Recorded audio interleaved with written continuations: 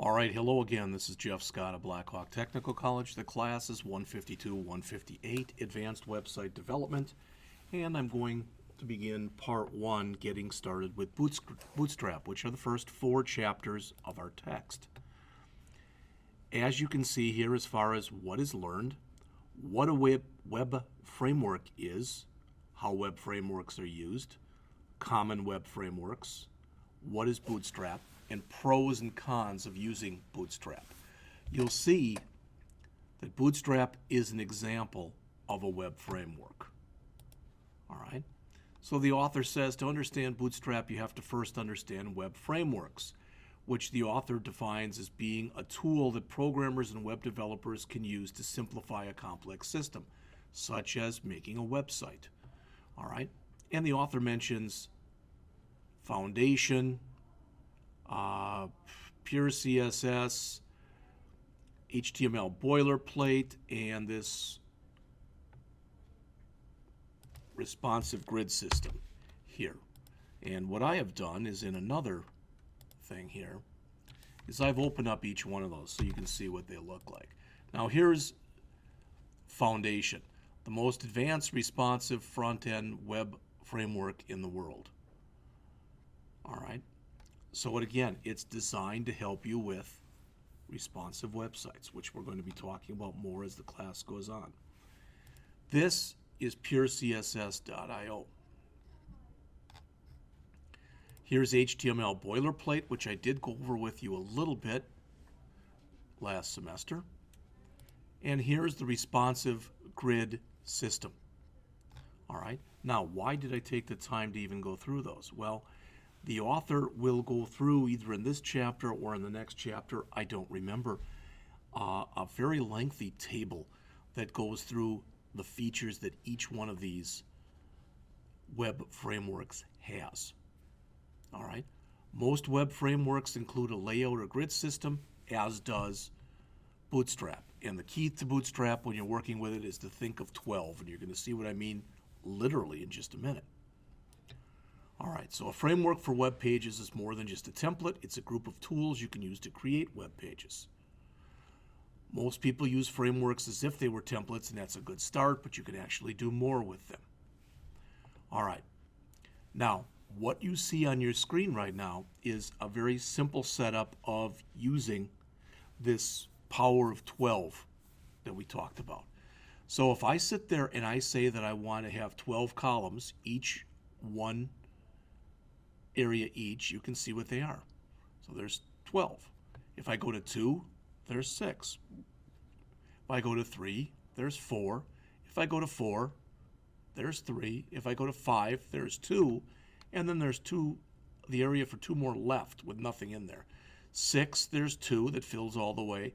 7, 8, 9, 10, and 11. You can see there's 1, and you can see what's left. So as mentioned on the bottom of this page, Bootstrap uses a 12-column grid that you can divide any way you want to. If you make yours more than 12 columns, so let's say we made this 13, what you'd find then is it would look exactly like it does here. You'd have 12 columns, then the 13th would go right here on the next line. All right, so they show here, it says creating a grid system in Bootstrap. All right. So if you do that, this is what it should look like. Now, I'm not sure, but I'm just wondering if I grab this, copy it to the clipboard, come in here, paste it in. We'll just call this, let's see what they call it in the book. They call it listing 1.1. So will I.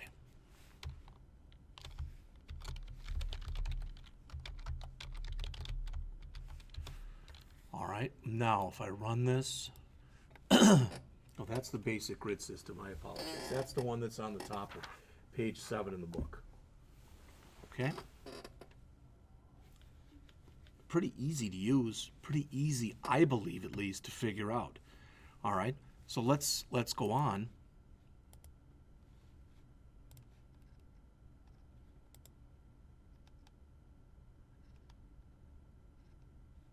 I want this one, and figure 1, 2. So this was the code for 1, 1. And it says, here is the same HTML displayed on an iPhone. It's much narrower than the web browser view, but Bootstrap gives a nice display. So the idea with responsive design is as the size of your medium expands or contracts, what happens is your viewport or your area for the view will expand or contract as well. Now, in the past, this had to all be done using CSS media queries. But really, in Bootstrap, you can do it pretty much without the need for media queries. Okay, so some pros and cons of using a framework to begin with. All right, and again, I should mention there'll be more on this grid system in hour 5, so we will go back to it. So why should you use a framework? And the author gives you about 4 reasons here. Speed and efficiency. Frameworks do a lot of the dirty work behind the scenes for you. Ease of use, especially for novice designers. And I don't know if you consider yourself novice or more than that now.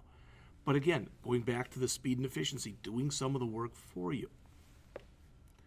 When you use a framework, you make it much more maintainable. You've got some kind of an agreed to standard that you're using. And stability and security. Bootstrap is used in millions of sites. As it says, it's well tested and maintained, much like the rest of these frameworks that are discussed here. Drawbacks, code bloat. It probably is going to add, at least on occasion, more code than you'd actually need. So in Chapter 23 or Hour 23, using less and Sass with Bootstrap, and those are what are referred to as Css Preprocessors. We'll talk about how you can customize Bootstrap. So if there are things in there you don't need, you don't have to add them. All right, repetition.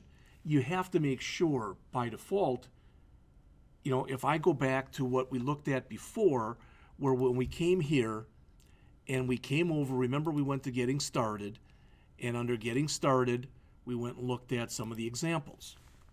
All right, well, notice there's a lot of examples here.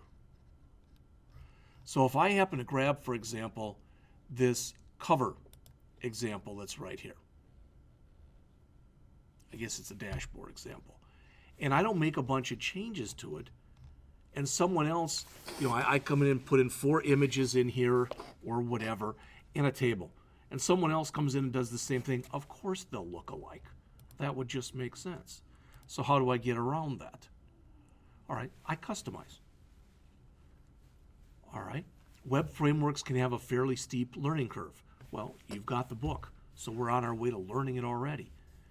A little bit less control because, again, sometimes the framework kind of boxes you in because you have to use things in a certain way in order to be able to use them. But it's not very often that happens. All right? So, what is Bootstrap? We're on page 11 of the book. Again, it's a web framework that uses HTML and CSS, you can see, for templates, typography, forms, navigation, buttons, tables, and a lot more. It's got access to a JavaScript library. It has glyphicons, which we're going to look at very shortly. Okay? So how is it different from other frameworks? On the bottom of page 11 and going on to page 12. Do you need a specific license? All right. Bootstrap is released under MIT, okay, the Massachusetts Institute of Technology, open source.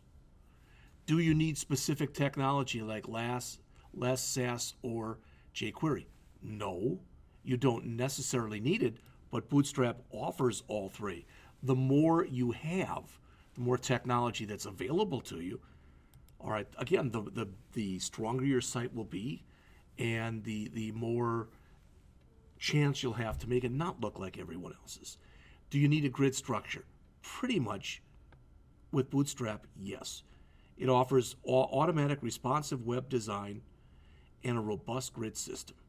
Now, one more time, because I have not, so remember we looked at this. Watch what happens as I start taking this and cutting it down. See that? So you saw how it looked over here, but notice when I do this, that's responsive web design. All right? That as the size of my medium changes, these will change accordingly.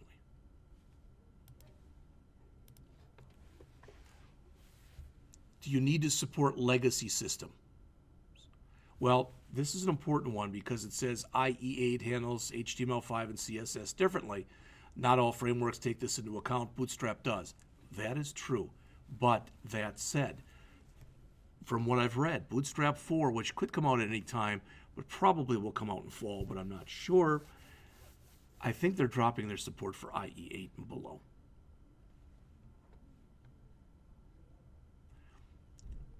Do you need typography? Well, Bootstrap comes with basic typography. Do you need icons and buttons? You get those again with Bootstrap. Do you get do you need support for tables and forms? Again, you get that with Bootstrap. Do you need your site to be extremely small to minimize bandwidth? You can do that. So start looking through here if you would and take a look. This is the table that is in your textbook, 11.1, on pages 12 and 13.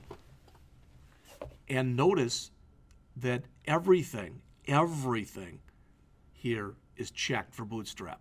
Most everything is checked for Foundation 5, which is more than 2 times the size. Very few are checked, about half, for pure CSS, but you'll notice it's very small.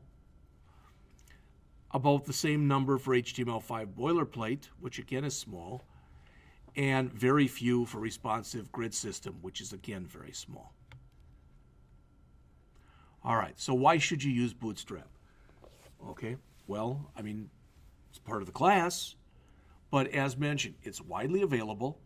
It's very configurable, which we get to later on in the class. It includes these glyphicons, 200 that are available for free with Bootstrap, and there are even others that you can download, either free or at a cost. And here's an important one. Bootstrap encourages mobile-first design, which means from the get-go, you're thinking mobile, you're thinking small. All right? So that was quick. But as mentioned here in this hour, what did we do? We went through the basics of what a web framework is. We talked about some of the pluses and minuses of using any web framework, and finally, why you should use Bootstrap. All right? So the differences between a web framework and a template.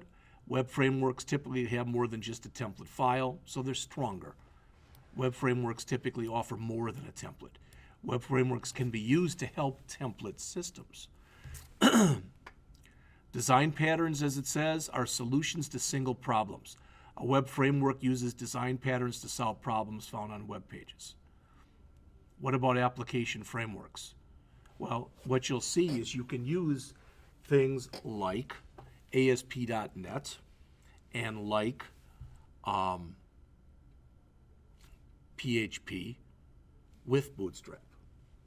For the quiz, number 1, web frameworks are simple tools. That's false. They're actually fairly complex. Which of these is not a benefit of a web framework? And it's grid systems. Okay? Number 3, true or false? Web frameworks are the same as web templates. We just learned that that's false. Number 4, should you use a web framework like a template? Well, you can, but as you branch out and you get into more detail, you'll probably want to do more than just that. Number 5, why are grids difficult in responsive web designs without a framework? Well, you might have to do some mathematical calculations, and it's just not as geared doing it that way. Number 6, which is not a benefit of using a web framework? Easy to learn. We've already heard there can be a steep learning curve on this. Number 7, which of the following is a reason designers don't like frameworks? They can create sites that look very similar or almost identical to one another. D. Number 8, Which of the following is a feature offered only by Bootstrap? That's B, glyphicons.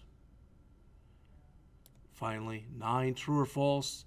Sites created in Bootstrap all look the same. Of course that's going to be false. You can do all sorts of customization. And number 10, is ASP.NET a web framework? The answer is yes. And as mentioned there, it's a web application framework. So, I'm going to go into Chapter 2 in just a minute, but I'm going to stop taping now because each one of these lessons will be on its own tape.